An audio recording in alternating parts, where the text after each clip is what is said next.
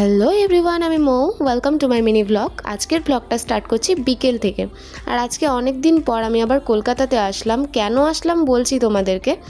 তো অনেক দিন পর শহরটাতে এসে একটা অন্যরকম ফিলিংস আসছিল, তো আমি বলতে পারবো না। আসলে এই শহরটার সাথে অনেক স্মৃতি জড়িয়ে আছে, যাই হোক। তো আজকে এসছি আমি এখানে আমার দিদির কারণে। হ্যাঁ, এই মানুষটার কারণে এসছি, কারণ ও এসছে এক্সাম দিতে। তো এখানে থাকবে, ও একা থাকতে বোর লাগছে, ভাল লাগছে না, তাই আমাকে ডেকে নিয়েছে।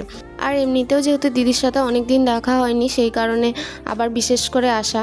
যাই হোক, অনেক দিন পর দেখা হলো। তো এই যে হোটেলের মধ্যে আমরা চলে এসেছি, এই রুমটাই নিয়েছিল দিদি, তো এখানেই চলে এসেছি।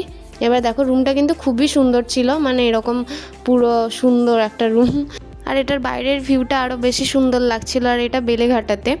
তো যাই হোক, এই যে আমরা এসে এই সব ঢং ঢং করছিলাম, তারপরে তো আমি ফ্রেশ হয়ে বললাম খুবই খিদে পেয়েছে, চল খাবো এরপর।